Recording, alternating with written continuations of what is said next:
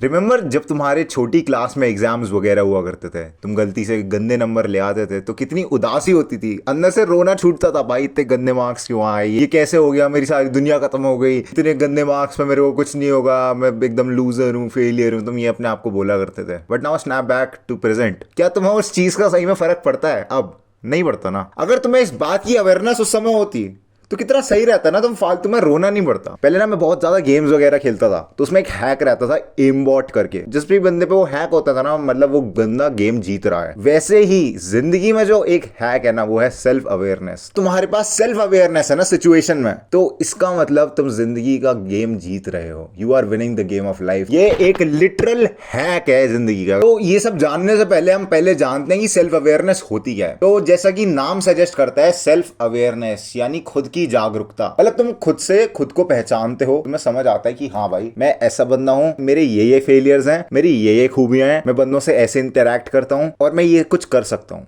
वो बंदा highly intellectual होता है, जो कि सेल्फ अवेयर होता है। उस बंदे को कोई नीड नहीं होती दूसरे से टिप्स मांगने की कि भाई मैं अपने आप में इंप्रूवमेंट क्या कर सकता हूँ।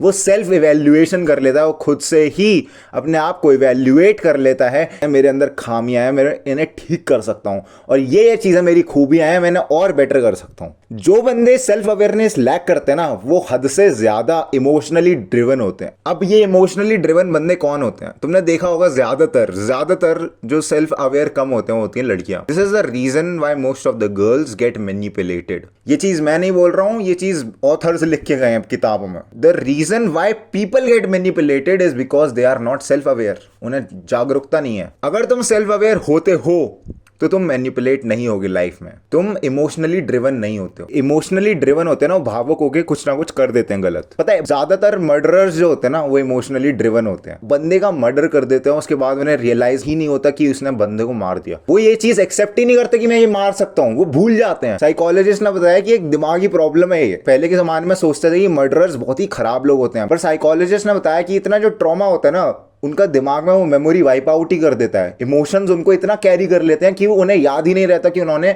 इमोशंस में कर क्या दिया। अब मैं मर्डरर्स का एकदम एक्सट्रीम केस नहीं लेके चल रहा हूं। देखो बंदों को ये भी पता नहीं होता कि वो इमोशनली ड्रिवन है या नहीं है। तुम्हें इस चीज से सेल्फ अवेयर होना पड़ेगा कि तुम इमोशनली ड्रिवन हो या नहीं हो। बहुत ज्यादा चांस है कि अगर तुम ये वीडियो देख रहे हो तो तुम इमोशनली ड्रिवन होगे।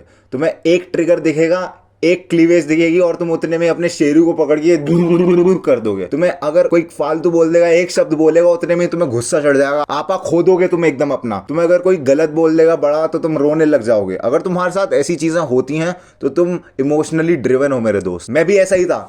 मैं अपनी मम्मी पे बेवजह भाई चिल्ला देता था, मेरे को गुस्सा आ जाता था, मेरे छोटी छोटी बातें बोलते थे, मैं सेम बातों में लड़ने लग जाता था। मैं बहुत ही ज़्यादा इमोशनली ड्रिवन था। मेरे को कोई चीज़ नहीं मिलती थी ना, तो मैं रोने लग जाता था। मैं अपनी सिचुएशन को नहीं देखता था कि मैं अभी क्या अफोर्ड कर सकता हूँ, क्या रियलिटी है।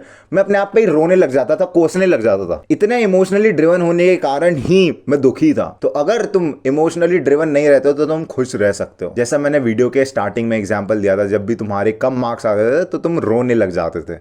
पर रोकर फायदा क्या मार्क्स उससे बढ़ जाएंगे? नहीं।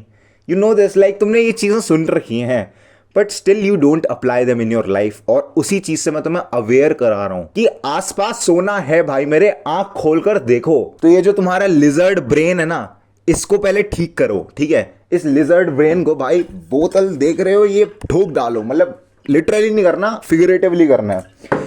अपने लिजर्ड ब्रेन को खत्म कर दो। अब लिजर्ड ब्रेन को खत्म करने के लिए सबसे पहले तुम्हें अपने आप को बताना पड़ेगा कि भाई मेरे लिए ये चीज सही है, ये चीज गलत है। जो भी तुम्हारी इंस्टेंट ग्रेटिफिकेशन होती है ना, तुमने देखा होगा, तुम फोन उठा लेते हो, आज भाई कुछ करेंगे, ठीक है, और तुम सबसे पहले ऐप जो खोलते हो, इंस्टाग्राम खोलते हो या यूट्यूब खोलते हो, ये तुम्हारा एक इंटरनल रिस्पॉन्स होता है। तुम्हारी मसल मेमोरी में ऐसा बैठ चुका है, और काम के लिए खोलोगे तो तुम तुरंत इंस्टा खोल लेते हो। तुम्हारी मेमोरी ऐसी खराब हो चुकी है।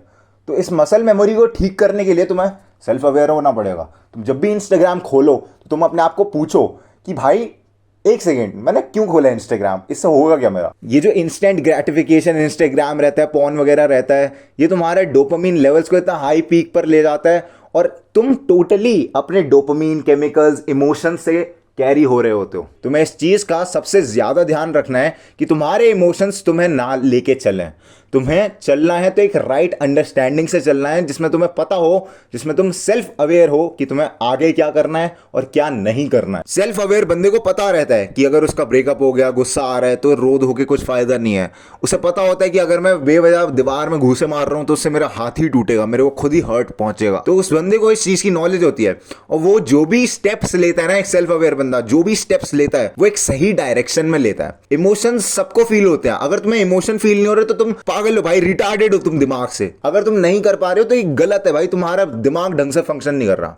पर उन इमोशंस को ढंग की जगह यूज करो, उन इमोशंस को अपनी प्रोडक्टिविटी के लिए इस्तेमाल करो। ये नहीं करना भाई कि तुम्हें रोना आ रहा है, तुमने लगा लिए सैड सॉन्ग अनुव जैन के, तेरे हुस्न के ला पता नहीं क्या बज रहा है, बहन लेटे हुए हैं यहाँ पे बिस्तर पे और रोए जा रहे हैं, रोए जा रहे हैं, आ मेरे को छोड़ के चली गई, आ ये कर दिया, आ मैं फ्रेंड जोन हो गया, आ मैं ब्रो जोन हो गया। कुछ फायदा नहीं है इसका, कुछ फायदा नहीं है भाई इसका। I have done all of this shit और मैंने देख लिया भाई कितना फायदा होता है। बार बार सिनेरियोज इमेजिन करते हो अपने दिमाग में, तुम बार बार सोचते हो कि यार मैं ये कर सकता था, ये कर सकता था, ये कर सकता था, कुछ उसका निकलता नहीं है फायदा।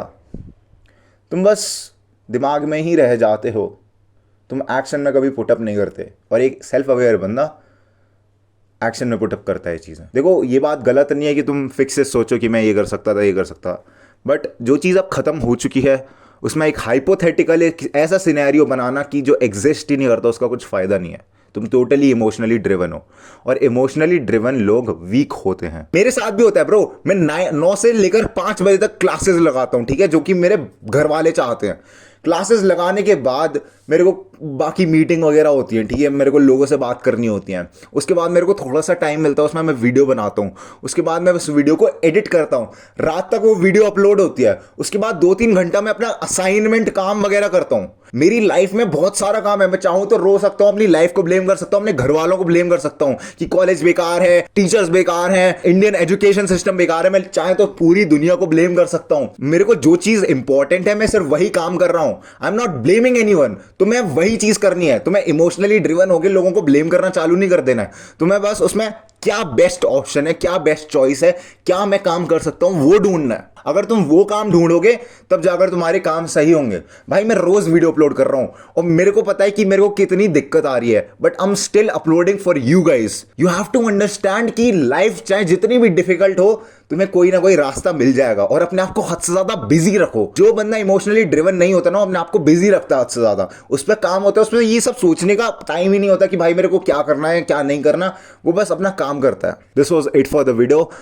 कमेंट ज़रूर कर देना, बिकॉज वीडियो की ट्रैक्शन उससे बढ़ती है। ग्राइंड सेट करते रहे, माइंड सेट तेरा बदल रहा हूँ मेरी जान।